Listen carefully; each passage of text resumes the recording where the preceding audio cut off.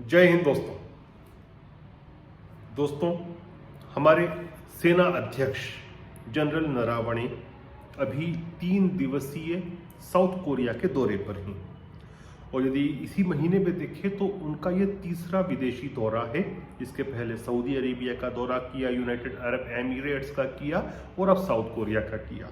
तो हम इसी विषय पर चर्चा करेंगे कि इस दौरे से बायलैटरली साउथ कोरिया और भारत को क्या क्या मिल सकता है और जियोपॉलिटिकल स्पेस में यदि हम बात करें तो इसके जियोपॉलिटिक्स पर क्या प्रभाव पड़ सकते हैं और जियोपॉलिटिकली किस प्रिज्म से इसको देखें। देखिए, पहले बात करें हम द्विपक्षीय, तो आप देखे होंगे कि पिछले कुछ समय से साउथ कोरिया और भारत के संबंध बहुत ज़्यादा निकट आते जा रहे हैं। हाई प्रोफाइल विजिट्स भी हो रही हैं। सियोल पीस प्राइज भी नरेंद्र मोदी जी को साउथ कोरिया के द्वारा दिया गया। यह दर्शाता है कि दोनों देश एक दूसरे के नज़दीक आ रहे हैं और ये चूंकि हमारे आर्मी के चीफ हैं और आर्मी के चीफ की यात्रा है तो वो अपने आप में बहुत हाई प्रोफाइल यात्रा है और ऐसी जो यात्राएं होती हैं यह एक स्टेज तैयार करती हैं या तो रिलेशंस को और भी ज़्यादा मजबूत करने की, उनमें प्रगाढ़ता लाने की, या फ्यूचर में होने वाले एग्रीमेंट्स के लिए भी ये स्टेज तैयार कर सकता है कि बाद में जो एग्रीमेंट्स होंगे पॉलिटिकल स्तर पर वह किस प्रकार से शेप लेंगे। तो कुछ चीज़ें ऐसी हैं जिससे भारत गेन कर सकता है, कुछ चीज़ें ऐसी हैं जिससे साउथ कोरिया गेन कर सकता है। देखिए, जहाँ तक भारत का विषय है, भारत और साउथ कोरिया आर्टिलरी के विषय में जॉइंट मैन्युफैक्चरिंग का लाभ उठा सकते हैं और साथ में ही कुछ समय बाद हो सकता है कि हम किसी प्रकार से जॉइंट प्रोजेक्ट के रूप में मिसाइल भी डेवलप करें। उसके अलावा भारत और साउथ कोरिया का दोनों सिग्नेचरीज हैं म्यूचुअल लॉजिस्टिक सपोर्ट एग्रीमेंट का, जिसके तहत जो हमारी नेवल फैसिलिटीज हैं उसका उपयोग साउथ कोरिया की नेवी कर सकती है एंड वाइस वर्से हम उनकी जो नेवल फैसिलिटीज है उनका उपयोग भारतीय नेवी कर सकती है।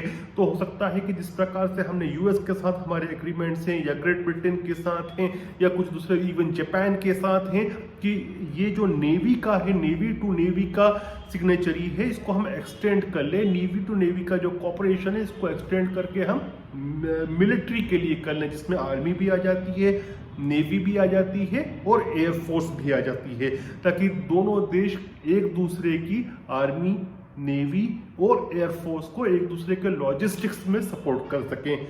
दूसरा विषय जो है कि साउथ कोरिया हमसे क्या अपेक्षा करता होगा। देखिए, साउथ कोरिया को एक ही सबसे बड़ा भय रहता है बार बार, वह है नॉर्थ कोरिया का। हम जानते हैं कि किस प्रकार का अथॉरिटेरियन कम्युनिस्ट रेजीम है वहाँ पर और किस प्रकार का सिरफरा वहाँ पर तानाशाह बैठा है और बार बार जो मिसाइल्स पे टेस्ट करता है और न्यूक्स की भी बात करता है। तो साउथ कोरिया को एक ही सबसे बड़ा खतरा रहता है, वह रहता है नॉर्थ कोरिया से।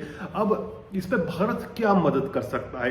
देखिए, जो नॉर्थ कोरिया की न्यूक्लियर टेक्नोलॉजी हुई या फिर मिसाइल टेक्नोलॉजी है, इसमें बहुत हद तक सपोर्ट किया है पाकिस्तान ने टेक्नोलॉजी देकर। तो साउथ कोरिया ये चाहेगा कि भारत उसको इंटेलिजेंस शेयरिंग के माध्यम से बताए कि पाकिस्तान किस प्रकार से नॉर्थ कोरिया का समर्थन कर रहा है, किस प्रकार से उसको टेक्नोलॉजी दे रहा है। और अब आप सोच सकते होंगे कि पाकिस्तान और नॉर्थ कोरिया के बीच में ये संबंध इतना ज़्यादा प्रगाढ़ क्यों है। देखिए, ये संबंध खुद का नहीं है, लेकिन नॉर्थ कोरिया जो है गोद लिया बच्चा है चाइना का और वैसी ही स्थिति पाकिस्तान की है। तो इन दोनों के बीच में जो ब्रिज है वह चाइना का है। और जिस प्रकार से आपको याद होगा, जब हम कॉलेज के समय में कुछ शरारत करते थे जिसको कॉलेज एडमिनिस्ट्रेशन पसंद नहीं करता था, तो हम दोस्तों में क्या बात करते थे, देख तू यह कर, तू कहीं परेशान होगा तो मैं संभाल लूंगा, मेरे कांटेक्ट हैं, मैं प्रोफेसर से बात कर लूंगा, मैं प्रिंसिपल से बात कर लूंगा और तुझे बचा लूंगा, लेकिन यदि मैं फंसा तो तू किसी से बात नहीं कर पाएगा, तो इसलिए तू कर। तो यही स्थिति चाइना की है कि पाकिस्तान से जो जितने भी गंदे काम हैं, जितने काले काम हैं नॉर्थ कोरिया को लेकर, टेक्नोलॉजी देने को लेकर, खुद नहीं दे रहा है, पाकिस्तान से दिलवा रहा है ताकि अपने हाथ गंदे नहीं हो, अपने हाथ साफ रख सके। अब भारत, देखिए, पाकिस्तान के ताल्लुक से सबसे ज्यादा किसी के पास इंटेलिजेंस है तो डेफिनेटली भारत के पास ही होता है। तो भारत यहाँ दक्षिण कोरिया की मदद कर सकता है यह बताकर कि यदि पाकिस्तान किसी प्रकार का उसको टेक्नोलॉजी शेयर करता है नॉर्थ कोरिया को, मिसाइल टेक्नोलॉजी या न्यूक्लियर टेक्नोलॉजी, तो भारत इंटेलिजेंस शेयरिंग करके साउथ कोरिया की मदद कर सकता है। ये तो हो गया बायलैटरल विषय। अब हम बात करें जियोपॉलिटिकल, भू राजनैतिक। देखिए, मैं हमेशा से कहता आया और बहुत लंबे समय से कह रहा हूं, जब से क्वाड जो है यह एक मिलिट्री अलायंस की तरह बनता गया कि क्वाड से काम नहीं चलना है। ठीक है, क्वाड एक उत्तर है चाइना के लिए, लेकिन हमको क्वाड प्लस बनाना होगा, और जिसमें 2 देश ऐसे हैं जो प्रमुखता से सबसे पहले क्वाड प्लस को ज्वाइन करेंगे। एक है साउथ कोरिया और दूसरा है वियतनाम। फिर बाद में हम सोच सकते हैं इंडोनेशिया भी आएगा, मलेशिया भी आएगा, सिंगापुर को भी कर सकते हैं, क्योंकि सिंगापुर की स्ट्रेटेजिक लोकेशन बड़ी अच्छी है।